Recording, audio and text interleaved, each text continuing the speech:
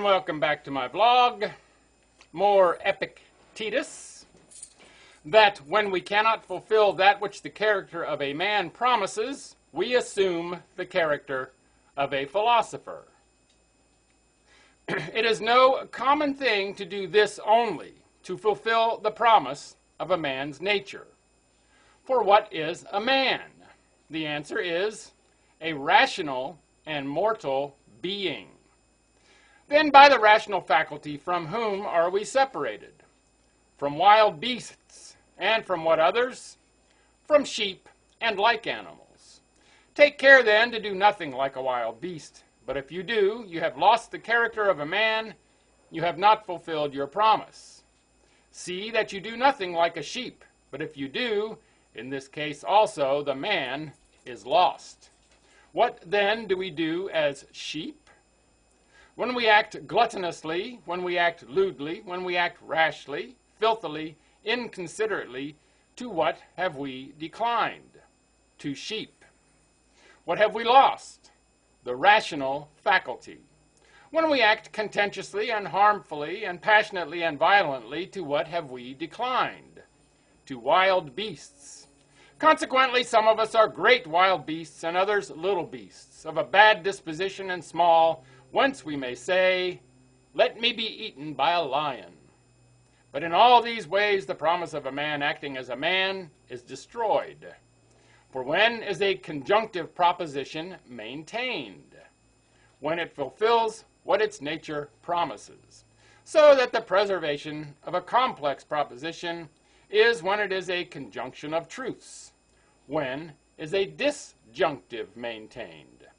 When it fulfills what it promises. When are flutes, a lyre, a horse, a dog, preserved? When they severally keep their promise. What is the wonder then if man also in like manner is preserved and in like manner is lost? Each man is improved and preserved by corresponding acts. The carpenter by acts of carpentry, the grammarian by acts of grammar. But if a man accustoms himself to write ungrammatically, of necessity his art will be corrupted and destroyed.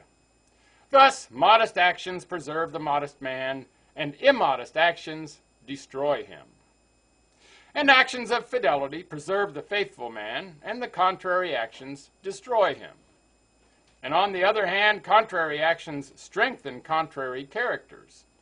Shamelessness strengthens the shameless man, faithlessness, the faithless man, abusive words, the abusive man, anger, the man of an angry temper, and unequal receiving and giving make the avaricious man more avaricious.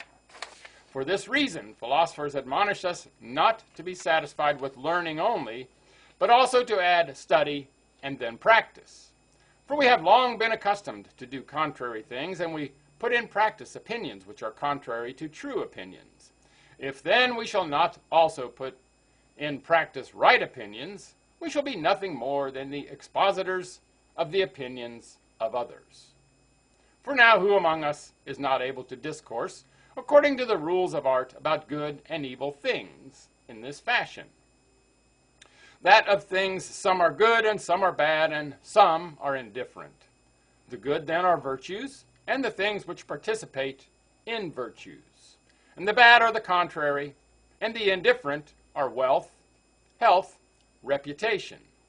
Then, if in the midst of our talk there should happen some greater noise than usual, or some of those who are present should laugh at us, we are disturbed. Philosopher, where are the things which you were talking about? Whence did you produce and utter them? From the lips, and thence only. Why then do you corrupt the aids provided by others? Why do you treat the weightiest matters as if you were playing a game of dice? For it is one thing to lay up bread and wine as in a storehouse, and another thing to eat. That which has been eaten is digested, distributed, and is become sinews, flesh, bones, blood, healthy color, healthy breath.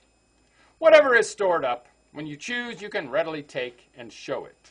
But you have no other advantage from it except so far as to appear to possess it. For what is the difference between explaining these doctrines and those of men who have different opinions? sit down now and explain, according to the rules of art, the opinions of Epicurus, and perhaps you will explain his opinions in a more useful manner than Epicurus himself.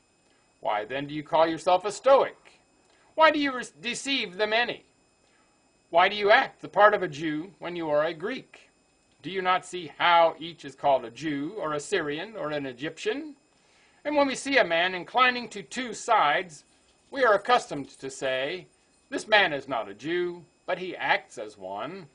But when he has assumed the affects of one who has been imbued with Jewish doctrine and has adopted that sect, then he is, in fact, and he is named, a Jew.